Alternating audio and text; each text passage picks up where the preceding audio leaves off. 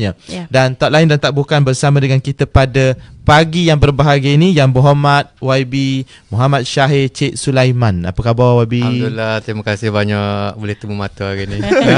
Sehat YB? Alhamdulillah. Sihat. Alhamdulillah. YB Dari bacot. Parlimen ke YB? Kemarin semalam hari Ya, terakhir. hari terakhir. Hari terakhir, jadi habis tu terus bercuti ke sini. ke Kemaman. Alhamdulillah. Alhamdulillah. Sebab nak bantu Betul. abang kita juga, abang saya lah, abang hamba lah, Dr. Sam ni. Bunyi dah hamba tu.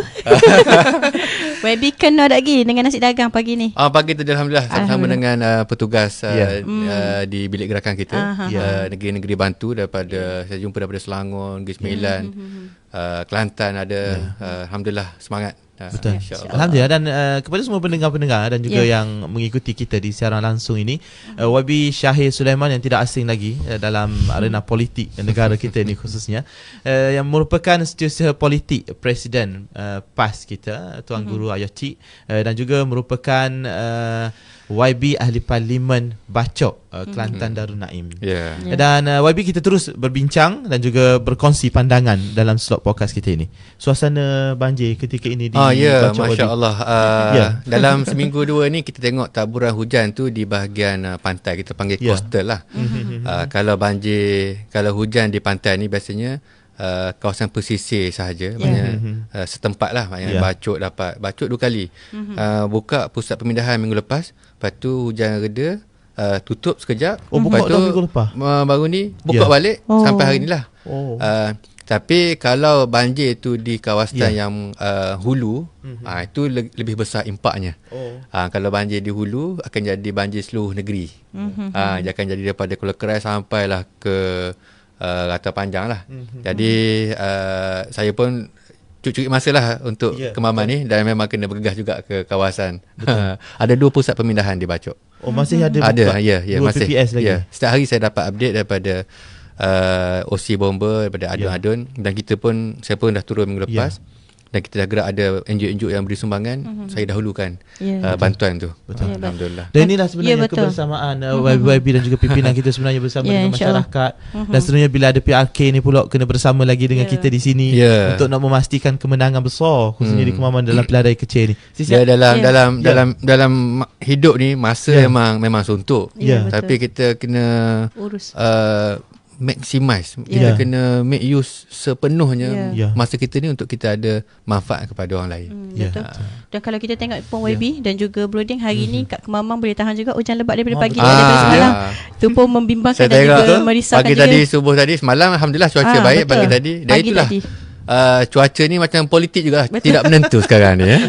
Nampak tu menangkap dah tu. Kena dah tu sekali.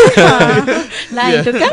Okey, baik, jadi YB itulah seberingkas berkenaan tadi banjir lah. Kita tengok suasana semasa sekarang ni, dan kita pun risau juga kalau ikut kepada jangkaan memang hujan lebat bermula hari ni, dan juga kemungkinan akan kalau bertembung dengan air pasang tu akan banjir lah. Jadi itu merisaukan jugalah. Jadi kita harap semoga keadaan baik-baik sajalah insya-Allah untuk pengundi-pengundi di Kemaman ni untuk tolong mengundi esok hari insya-Allah. Untuk banjir ni lah memang kita sangat mengalu-alukan semangat NGO, pihak-pihak yang ingin memberikan bantuan. Sebab kita sedia maklumlah macam kami di Kelantan, di Terengganu Ahli Parlimen ni tidak ada peruntukan.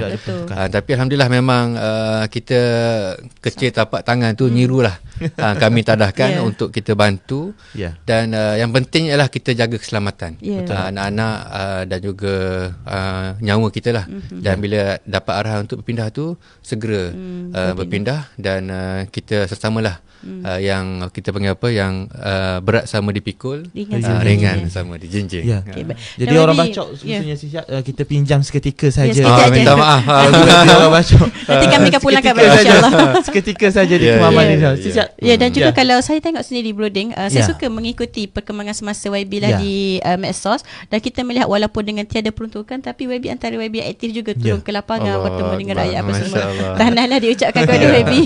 Berbangga kami selaku anak muda sendirilah melihat betapa aktifnya pimpinan-pimpinan kita yang mewakili suara kawasan masing-masing untuk turun ke lapangan walaupun dengan beberapa kekangan yang ada lah insya-Allah.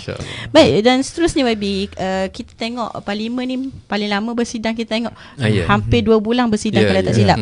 Mungkin YB boleh kongsikan sikit suasana di Parlimen itu sendiri.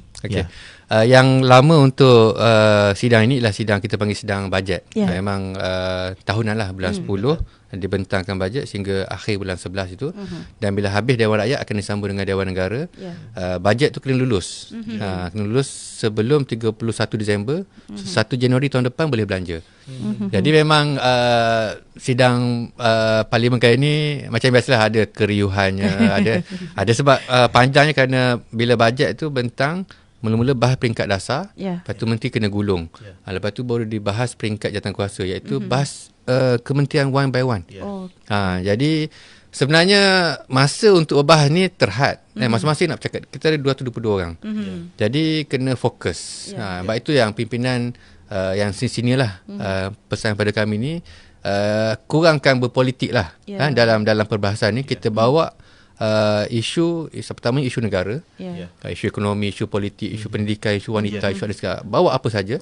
Yang keduanya isu negeri kita, macam kami di Kelantan, kalian di Terengganu ada isu-isu negeri. Macam kami di Kelantan ni isu royalty lah, yang MB pun sebut sama juga kan.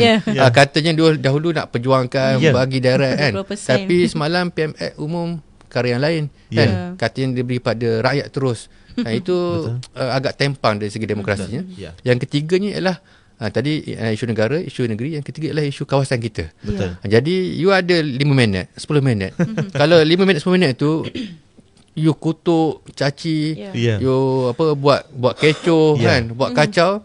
So macam mana nak address 3 isu yang penting ni? Jadi kena cermat lah. Dan tapi lah dalam kita tengok parlimen ni, kalau senyap macam kat Dewan Seminar, boring pula kata kan. Jadi kena ada hiburan, kena ada lah cuit-cuit sikit tu, tak mengapa. Tapi yang pentingnya point tu sampai, dan kita minta pihak kementerian, pihak menteri dan juga ni. Tapi adalah kita bagi ketimpangan lah.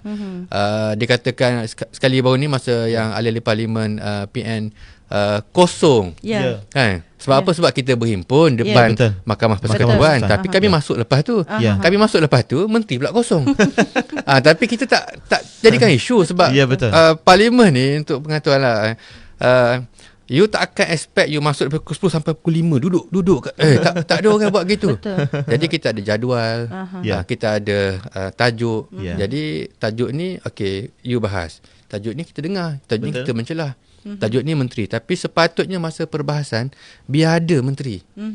Ada satu masa yang perbahasan tu yang melibatkan very senior politician kan, bahagian kerajaan. Beliau sendiri bangkitkan, mana menteri? Kan baru ni pun masa perbahasan peringkat jawatankuasa Kementerian Pendidikan, kan, menteri dan timbalan menteri tidak ada waktu permulaan. Bila dibangkitkan oleh ahli parlimen air hitam, barulah bergegas masuk menteri. Alhamdulillah. Tapi kami tak jadikan isu lah kan. Itu sebab kita faham masing-masing sibuk kan. Jadi yang pentingnya konten perbahasan itu ada manfaat kepada negara, negeri dan juga rakyat. Betul. Dan juga kita melihat juga sebenarnya pembangkang kita juga di Perikatan Nasional PAS Bersatu dan beberapa lagi komponen kita sebenarnya dalam Dewan Rakyat ini juga telah menyusun sebenarnya portfolio yang menarik sebenarnya. Boleh kongsikan? Saya boleh dia idea asal expectation ialah shadow cabinet. Maknanya ada menteri, ada seorang lah yang akan jadi man to man marking. Bila bangun menteri ekonomi, kita tahu dah orang ni akan bangun. Menteri agama orang ni akan bangun. Itu. Jadi oleh kerana kami ramai, kami tak bagi shadow minister. Kita panggil portfolio. So satu tajuk ada 2-3 orang. So saya memang sekali dengan Putrajaya dan juga Pendang, ekonomi dan juga keuangan. So ada tokoh pendidikan, ada tajuk undang-undang, ada tajuk antarabangsa. Jadi itu penggilirannya. Dan agak teratur dan lebih structured. Setiap hari, even waktu soalan-soalan menteri, soalan menteri ada soalan tambahan kan. Soalan tambahan itu pun sudah ada penggilirannya mengikut portfolio. Kita akan bagi keutamaan pada portfolio. Dan ketika perbahasan, contohnya tajuk hari ini tajuk pendidikan. Tajuk hari ini jawatankuasa contoh Kementerian Luar. Jadi senarai pembahas tu kami biasa kita akan minta daripada ahli parlimen. Siapa nak berbahas esok, kita utamakan ahli portfolio tersebut terlebih dahulu. Barulah yang bukan ni. Jadi itu yang kadang tu, kenapa YB Syahir tak cakap pasal tajuk lain kan? Sebab saya kena fokus tajuk saya. Tajuk lain tu ramai dah. Jadi ramai tu macam pada kifayah lah. Tak jadi paduan je lah. Baik, itu dia perkongsian menarik sebenarnya. Yang ni saya kira ramai pendengar di luar sana tak tahu ni. Masyarakat kita di luar sana tak tahu. Tapi bila kita buat macam tu, Dia dalam dewan ni pembangkang kerajaan kan. Okey, di luar tu rakyat. Betul. Tapi di belakang menteri tu ialah pegawai-pegawai kerajaan. Ya. Pegawai-pegawai PTD, KSU, TKSU-nya, yang mengikuti di parlimen dan juga yang berada di pejabat. Mereka acknowledge benda ni. Mereka tahu nampak tersusun. Dan mereka pun mengikuti. That's why kami sebut kepada ahli parlimen kita ni, bila kita berbahas, kita bercakap ni, bukan kita nak show off kepada rakyat, tidak. Tapi ni pegawai kerajaan, guru-guru kan, pegawai ni mengikuti, tengok ada tak buah fikiran, idea yang pernah daripada perbahasan ahli parlimen, pembangkang maupun kerajaan. Ini bukan hanya serampan dua mata ni siap. Serampan bermata-mata ni. Dan kalau kita melihat sendiri broding apa yang telah diberitahu oleh YB Syahir sebentar tadi, jelas menunjukkan kepada kita bahawasanya pembangkang ni dok barang lah, bukannya bangkang semua hal, tapi bukan kita barang ada tu kena translate sikit tu. Moga orang luar takut tak faham. Dok barang cerita translate boleh. Dok barang ni maksudnya dok komas panah lah. Lagi tak faham. Tapi faham lah tu. Faham lah tu. Maksudnya kita ada topik-topik yang kita bahaskan. Maksudnya tak ada semua perkara yang kita bangkang lah YB kan. Betul. Bukan hanya jadikan ia sebagai isu politik saja, perbincangan politik. Dia sebenarnya orang muda pun dah tak suka dah. You cakap kosong and then you kritik tanpa solusi. Betul. So kita beralih kepada itu. Walaupun kita tak ada solusi kan, tapi at least kita mencambahkan idea dia. Ada kan? idea. Tapi kebanyakan kita ni ada solusi lah. Sebab memang kita bukan payah pun, kita ni solusi kita Quran dan juga hadis. Betul. Dan memang kami dipesankan ni last tajuk ni. Panjang ni kan. Memang masa mula-mula jadi ahli parlimen tu, antara yang dipesankan oleh pimpinan, ulama-ulama kita, ahli parlimen sini kita ni, Syahir you bangun paling kurang, bukan Syahir, maknanya semua ahli parlimen kita ni, Syahir you bangun petik satu ayat Quran, satu hadis. Kan? Supaya apa? Supaya orang tahu punya, ada ayat Quran tentang ekonomi, ada ayat Quran tentang pendidikan, ada hadis tentang wanita, ada ayat Quran tentang alam sekitar, isu antarabangsa kan. So itulah solusi kita. Betul. So macam baru yang kemarin hangat tentang akta kesihatan awam untuk kawal rokok, tembakau kan. Jadi pembahas kita ahli parlimen kita bangkitkan wala tulku ila tahlukah, jangan kamu campakkan diri kamu ke dalam kebinasaan. Lepas tu kaedah mengelakkan mudarat. Jadi kita bawa kaedah-kaedah ini, inilah kaedah-kaedah pencegahan, kaedah-kaedah solusi Islam yang kita tawarkan. Jadi lebih jijak lah, tak kemas panah lah. Dan YB mungkin saya nak bertambah sikit lah YB. Saya juga mengikuti yang ada sesi perbahasan sesi debat YB dan juga orang Kemaman juga tu. Kemaman juga tu. Jangan main saya tu. Sahabat YB kan. Sahabat YB. Okay. Mungkin YB boleh huraikan sikit lah berkenaan dengan model baharu ekonomi Malaysia itu sendiri. Debat tu pun sebenarnya ramai yang tahulah, memang saya memang tak suka kan nak berdebat dan debate. Itulah nak jemput YB masuk studio pun tak boleh. Memang tapi bila dijemput tu kita berkongsi lah kan? Dan saya buat keputusan tu pun selepas Tuan Guru Acik lah kata bila saya bagi tahu saya tolak awal-awal tu, jadi Acik punya respon, anda ingat anda terima. Bila itu kita faham dah kan. Lepas tu Acik anda masuk lah tu. Minta buat live, kita kecek kita tu. So mandat pada saya kan, saya ni based on apa instruction lah. So tunggu pesan, masuk dengan tenang kan, cakap dengan fakta, jangan peduli apa dia cakap.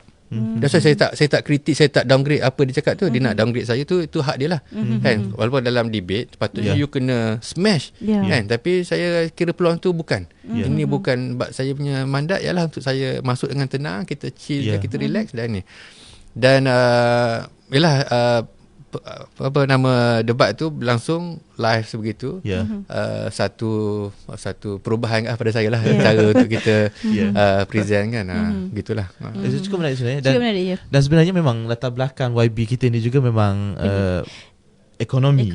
Dan kita melihat bagaimana juga ketika ini YB dengan ketiadaan menteri di satu kementerian yang cukup penting, KPDN dan SHP itu sendiri, dan juga bagaimana hala tuju negara kita ini, ekonomi kita ini. Dan bila kita melihat ada juga pakar-pakar yang mengatakan 2024 akan lebih mencabar lagi, dan kita masih lagi ekonomi kita yang agak sederhana ketika ini. Boleh YB kongsikan kepada semua. Sebelum tu balik pada punya soalan tadi tentang model baru ekonomi kan. Baik, itu tajuknya. Dan bila saya dapat tajuk tu, memang saya sukalah sebab tajuk tu tajuk yang boleh kita berbincang. Kan? Dan saya letakkan asas model ekonomi baharu Malaysia ni, jangan kita, asasnya pertama ialah kita dah ada foundation yang kukuh. Kan? Maknanya kita tak perlu rombak apa yang dibuat oleh zaman Tunku Abdul Rahman sampailah ke Tun Dr. Mahathir tu, perkara yang baik. Hanya kita perlu memberi nilai tambah. Nilai tambah inilah nilai keberkatan ekonomi saya sebutkan tu. Jadi kuncinya ada 4 pilar, 4 tunjang. Tunjang paling utama ialah keadilan ekonomi. Keadilan ekonomi. Keadilan ekonomi itu konsep federalisme, hubungan kerajaan persekutuan dan juga kerajaan negeri, dan juga agihan pendapatan dan juga sumber pendapatan tu kena yang adil dan tidak ada elemen-elemen seperti riba, rasuah dan seumpamanya. Ini antara yang 2-3 perkara yang Aici bagi poin pada saya lah. Dan saya dapat banyak input. Tapi kerangka asalnya ialah kita nak mendapatkan keberkatan. Dan kebetulan waktu tu tempoh pilihan raya negeri. Jadi saya tengok masa Tun Razak buat dasar ekonomi baru selepas peristiwa 13 Mei. Jadi menarik dasar ekonomi baru tu tidak meletakkan matlamat ekonomi sebagai matlamat utama. Biasa ekonomi ni cakap pasal pertumbuhan, pasal inflasi, pasal peluang pekerjaan, pasal kemiskinan kan. Benda tu menjadi sub strategi. Matlamat utama ialah national unity. Perpaduan nasional daripada program ekonomi. Jadi itu yang saya angkat. Untuk dasar ekonomi baru ini ialah kita perlukan kestabilan national stability. Kebetulan stabilan itu ialah tagline kita. Betul. Jadi dan memang kita pun sudah maklum sekarang ni kita perlukan kestabilan nasional. Ekonominya stabil, politiknya stabil, paduannya stabil dalam negara dan juga luar negara. Itu yang rumah tu. Itu. Tapi rumah tu kita akan siapkan nanti. Rumah tu sebab supaya ada gambaran modelnya. Betul. Faham. Dan setengah orang, saya sekarang ni kita open lah. Memang bila je ni yang nak kutuk maki tu terpulang. Yang nak terima, saya ada 2-3 lecturer akademia, profesor yang tag saya, yang minta melalui online berhubung saya pun. Dah ada orang yang nak expand model saya dalam dia punya journal thesis. So benda tu saya kira satu pencambahan idea. Baik, bukan nak ke menang kalah kan. Jadi yang pentingnya ada satu peluang untuk kita berkongsi apa kita punya visi dan terpulanglah pada rakyat untuk cerakinkan lagi. Bertata kelola pasal dan kita juga melihat YB macam yang saya katakan tadi, bagaimana ekonomi semasa. Ekonomi semasa ringkasnya kita kena faham kita baru beralih daripada tempoh pandemik. So tempoh PKP itu satu tempoh yang mencabar. Jadi sekarang ini tempoh pemulihan. Dan bagaimana kita nak kembali pulih sebelum pasca pandemik, sebelum tempoh pandemik. Tempat kita kalau boleh pelancong mari macam zaman macam dulu. Kan di Kelantan, Terengganu, patut orang berbelanja macam dulu juga. Jadi itu yang kerajaan patut segerakan usaha itu. Dan dalam keadaan setahun ini, oleh kerana Menteri PM pun sibuk ke sana ke sini. Jadi dalam keadaan memang angka-angkanya tak nafikan ada angka-angka pertumbuhan. Tapi pada rakyat harga barang, harga makanan, subsidi simpanan kan. Jadi itu yang diukur oleh rakyat. Dan orang luar melihat keyakinan kepada kerajaan ini reflektnya kepada apa? Ringgit. Bila ringgit tu jatuh tu, memang tempat lain mata wang lain pun jatuh. Tapi kalau ringgit jatuh lebih banyak daripada mata wang lain, ada persoalan. Mengapa kita jatuh lebih banyak daripada mata wang lain? Jadi itu semua tu melambangkan ketidaktentuan ekonomi. Tapi sebagai pembangkang, kita mengharapkan perkara ini kena stabilis segera. Kan, harga kena stabil, bekalan kena stabil. Ni beras sampai sekarang. Beras nak jumpa pergi jualan Rahmah. Kita nak pergi beli barang, beli beras. Kan, takkan nak pergi habis minyak beratur. Kita nak pergi kat kedai runcit depan rumah kita. Dan relevan. Minimarket. Jadi itu kata kestabilan tu datang dengan kestabilan harga, kestabilan ekonomi, kestabilan bekalan. Beras, gula, telur, ayam. Ni musim tengkujuh ni. Kemamang banyak tapi musim tengkujuh ni akan ada shortage. Kemamang banyak YB jualan Rahmah sekarang ni. Dia itu masalah lah. Tapi kita kat Bacok ni tak ada. Kan? Jadi tidak stabil. Dia nak stabil tu, demand dan juga supply tu kena stabil kan. Dan hopefully Yalah, politik lah, tapi benda ni perkara paling asas. Betul. Dan kerajaan, mana-mana kerajaan pun popular macam mana pun, kalau you tak address this basic issues ni, kerajaan tu tak lama. Betul. Dan kita melihat sebenarnya bagaimana cadangan itu kita raikan, jualan rahmah dan sebagainya ni. Tapi sampai bila? Perkara ini perlu berlangsung sebegitu rupa dan rakyat seakan didera untuk pembelian dan dengan jualan rahmah itu sendiri. Dia ialah sebab jualan rahmah macam dulu pun ada jualan yang berbentuk sebegini ni. Ia adalah program. Okey, bukan dasar. Yang kita perlukan ialah dasar. Dasar untuk pulihkan kita punya supply chain, bagaimana kita meningkatkan kapasiti pengeluaran dalam negara daripada kita mengimport barang-barang sebegini. Itu yang perlu disegerakan. Memang ada masa-masa kena buat bantuan rahmah, bagi beras. Kelantan pun buat, kita kerajaan pun buat, tapi ia adalah satu program. Bukannya dasar. Kan? Sebab benda ni hanya boleh address secara kecil-kecilan, setempat, jangka masa pendek, tapi tidak dapat menyelesaikan keseluruhan masalah itu. Tapi ketika ini dan kalau kita melihat, boleh YB boleh kongsikan juga pada pandangan YB, adakah Putrajaya ketika ini mempunyai satu pandangan jauh menguruskan ekonomi ni? Kita lihat tak adalah, memang memang mereka ni masih lagi short term pun tak boleh address. Jadi macam mana yang long term.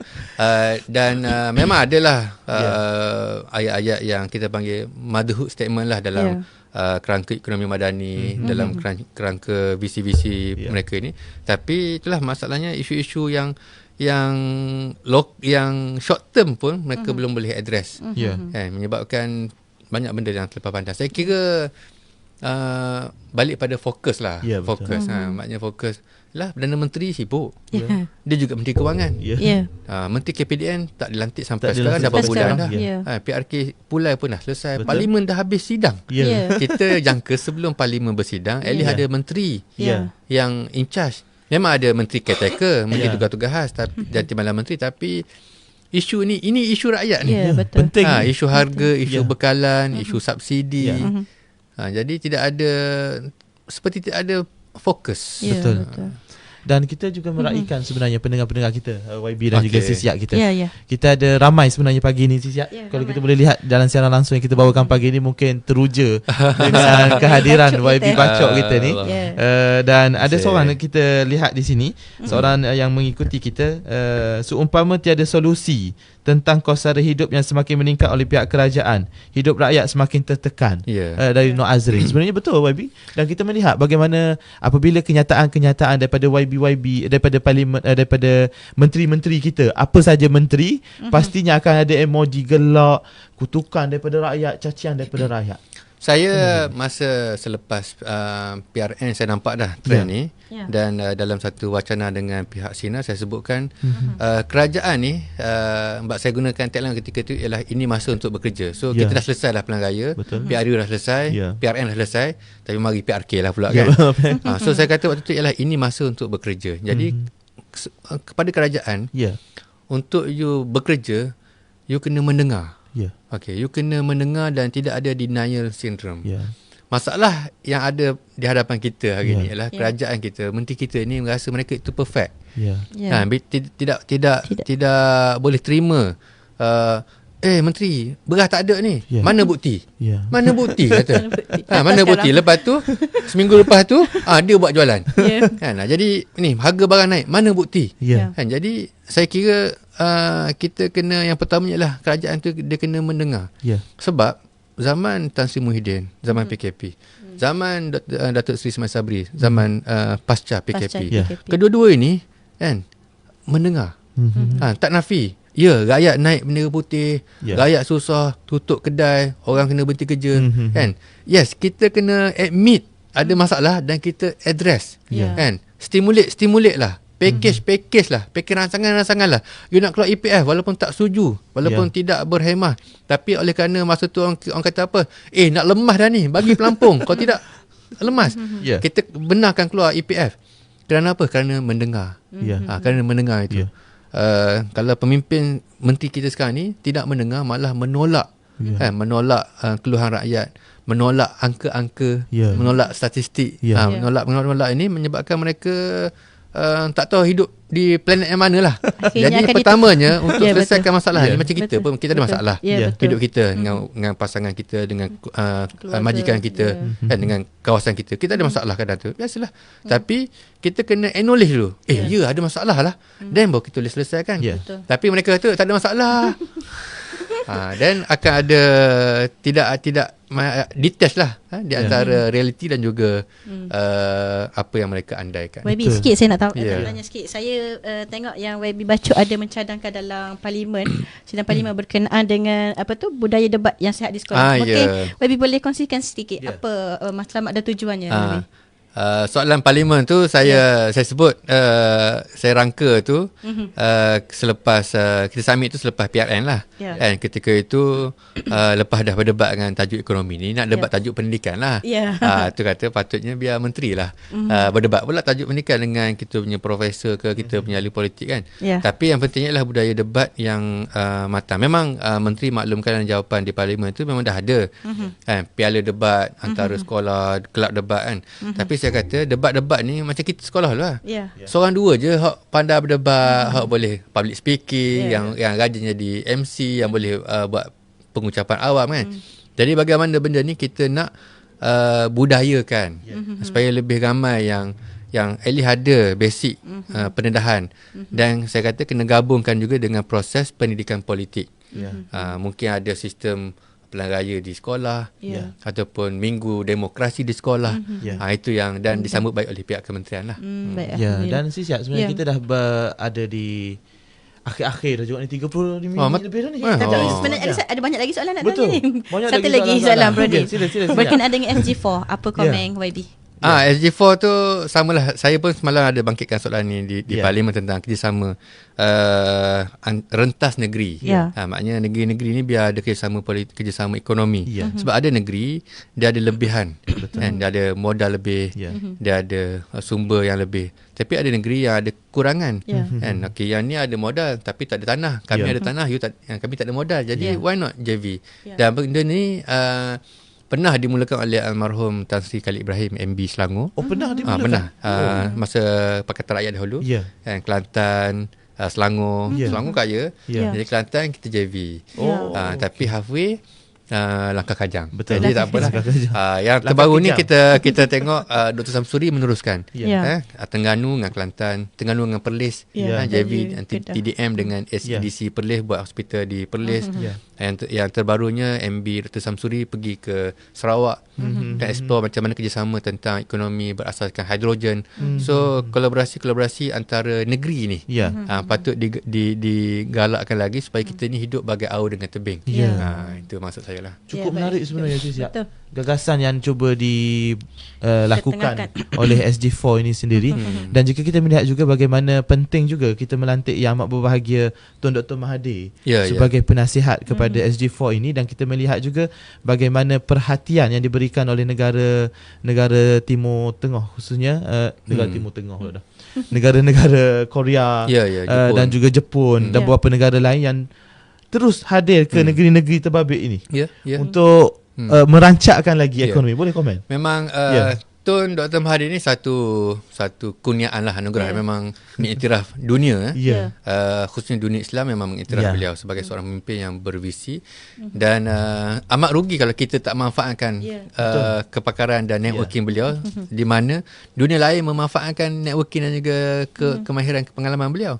Jadi kita ambil manfaat itu, dan memang terselah ada perancangan-perancangan dan ada networking yang telah pun dijalinkan. Memang Korea dan Jepun tu memang clear cut lah. Di Terengganu, Kelantan terus mereka datang interested untuk expand dia punya investment di sini. Dan perkara itulah saya kira, dan beliau ni sebagai seorang yang lama sebagai Perdana Menteri, banyak selok-belok, dan dia tahu bagaimana nak terjemahkan, nak translate daripada visi kepada projek yang boleh dilaksanakan. Itu penting. Sebab setengah pemimpin ni dia tahu, okey, aku ada rancangan nak majukan Kemaman, nak majukan Bachok, nak majukan Kelantan, nak majukan Terengganu. Tapi bagaimana? Bagaimana tu biasanya sangkut. kita ada sekarang ni kerajaan kita yang macam itulah cabinet kita ni kan, dia ada ni tapi execution tak nampak.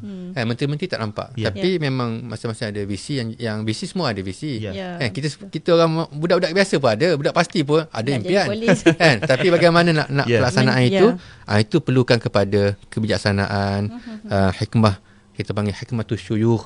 Kan, maknanya itulah yang kita nak ambil daripada Tun Dr. Mahathir dan juga gabungan Tan Sri Muhyiddin dan Tunku Raicik kita sendiri. Betul. Itu gabung jalin yang sangat hebat lah. InsyaAllah. Dan mungkin Broding dan juga YB kita nak zoom in dengan lebih dekat lagi sebabnya masa pun dah kesuntukan. Tapi YB banyak lagi jadual ni. YB kata tak mau mari cakap, tapi kita paksa juga masuk studio hari ni, insyaAllah. Rupanya boleh banyak nak cakap tu sebenarnya. Soalan pun banyak lagi nak tanya, tapi terpaksa skip YB Jadi YB, kita melihat dengan sekarang ni calon yang dihantar oleh PAS sendiri di Parlimen Kemaman ini adalah Dr. Samsuri. Ada urut-urut yang mengatakan PAS ni ketandusan calon ke sehingga meletakkan MB, mempertarungkan MB di Kemaman ini. Dan mungkin YB boleh respons sedikit sekaligus membuat seruan lah kepada seluruh pengundi, kerana kita ada hari ni adalah hari last berkempen sampai 12 tengah malam ini. Dia keunikan untuk PRK Kemaman ni satunya perayaan tidak asalnya tidak perlu pun kan, tapi apabila berlaku ni kita kena ada pertimbangan strategi yang lebih jauh lah.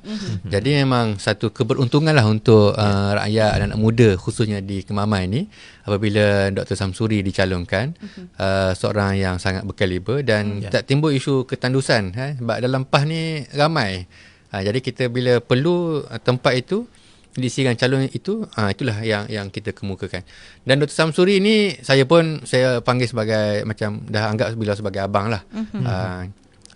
Dan kalau sebagai isu politik presiden, sebab saya mengambil tapak beliau, tapak yang tidak mudah lah untuk diisi. Dan saya dapat lihat bagaimana hubungan yang sangat akrab di antara beliau dan juga Tuan Guru Cik dalam merencana strategi di negeri dan juga di peringkat parti. Dan satu kelebihan Dr. Samsuri ni seorang yang jarang tidak ada kontroversi. Jadi dia kurang bercakap. Yang penting buat kerja, deliver dan execute segala perancangan. Dan inilah satu kelebihan yang kita boleh angkat Dr. Samsuri ni. Dan kalau di Kemaman ni kawasan pantai, Bacuk pun kawasan pantai. Biasa pantun yang sesuai tu pantun tu lah. Kalau memilih tempat mandi, pertama Teluk, kedua pantai. Kalau memilih pemimpin negeri, pertama elok, keduanya pandai. Jadi yang elok, yang pandai itu memang terletak kepada Dr. Samsuri. Dan saya menyerulah kepada ratusan pengundi di Kemaman ini, kita berdoa semoga cuaca baik pada esok hari. Dan kita mengharapkan anak-anak muda keluar mengundi khususnya, dan kita berikan kemenangan yang bergaya kepada Dr. Samsuri. Dan insyaAllah kita akan angkat suara pembangunan kebajikan di Terengganu dan juga Kemaman ni khususnya dengan beradanya Yang Amat Berhormat Dr. Samsuri dalam Parlimen bagi meneruskan legasi dan jasa bakti Ustaz Alias kita lah. Saya pun semalam saya kata apa-apa saya sampai ni saya nak jumpa Ustaz Alias dulu. Jadi saya kagum lah dengan jiwa besar beliau, walaupun tidak dicalonkan tapi berkempen macam calon. Setiap malam bergerak mesyuarat ceramahnya. Jadi inilah dalam PAS kan, tak timbul soal cah keting ke, tak timbul soal ketandusan. Sebab memang kita ni bila pimpinan arahkan kita pergi. Pimpinan kata orang lain, kita angkat, kita terima seadanya. Dan saya sendiri pun di Bacuk pun begitulah. Saya pun tak nak pada asalnya. Tapi bila di saat akhir pimpinan buat keputusan atas pertimbangan-pertimbangan, saya dengan bukan nak kata terpaksa tapi alhamdulillah sokongan daripada kawasan penggak-penggak di Bacuk dan di Kelantan itu memudahkan dan memberikan semangat kepada saya. Dan saya kira saya sebut di awal tadi masa kita tayangkan montaj video lagu tema PAS kan, nak tengok bagaimana sokongan penyokong-penyokong berarak berhimpun di stadium.